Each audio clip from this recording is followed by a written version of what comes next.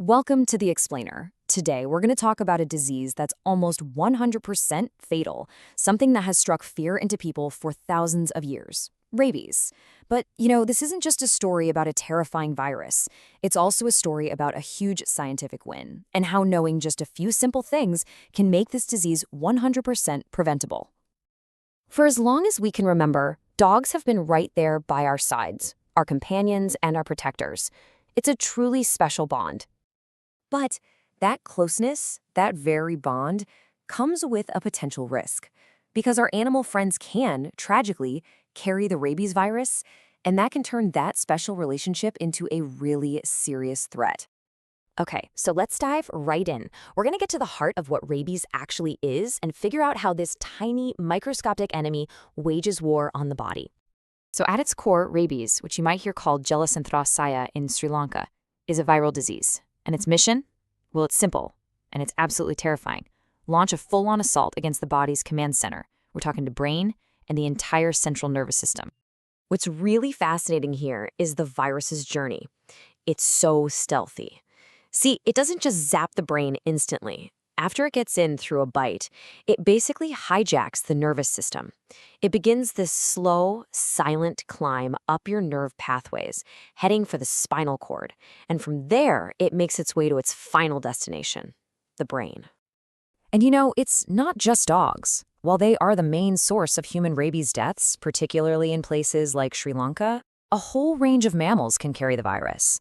This list includes everything from foxes and bats to monkeys, and even marine mammals like dolphins and seals.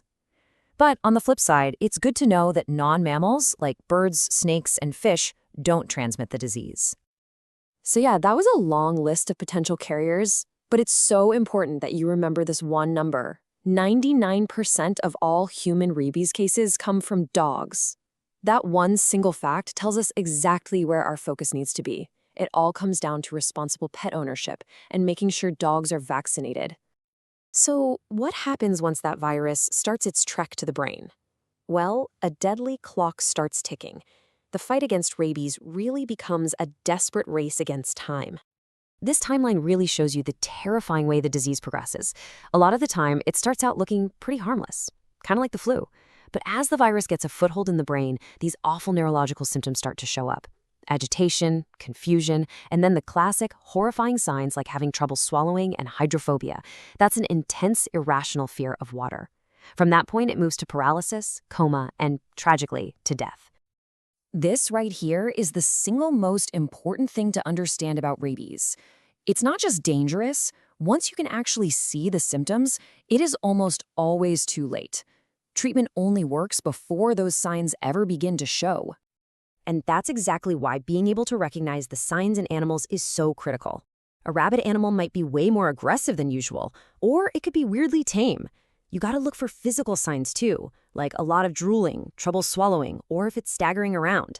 Spotting these things can help you protect yourself and everyone around you. For most of human history, a bite from a rabid animal was a death sentence. That was it. There was no hope. But then, one brilliant scientist came along and changed absolutely everything. Can you even imagine the terror?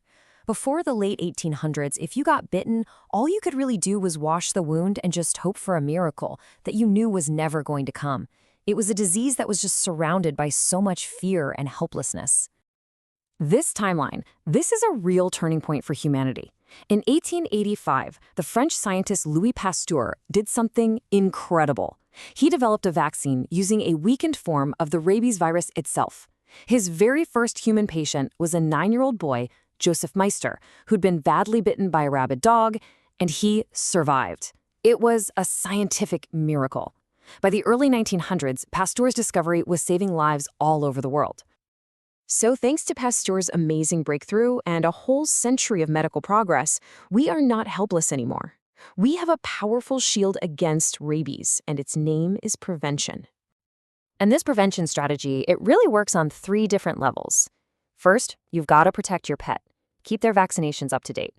Second, protect yourself. That means avoiding contact with wild animals or strays you don't know.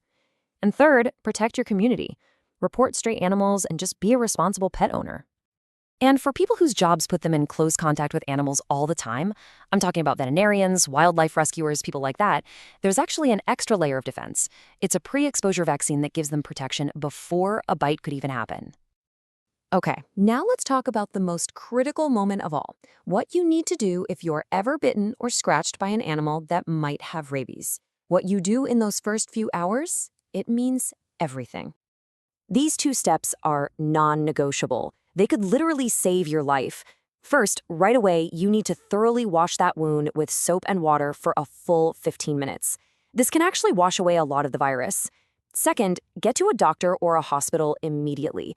Don't wait. Don't wait and see. Just go. And this explains exactly why you have to be so fast.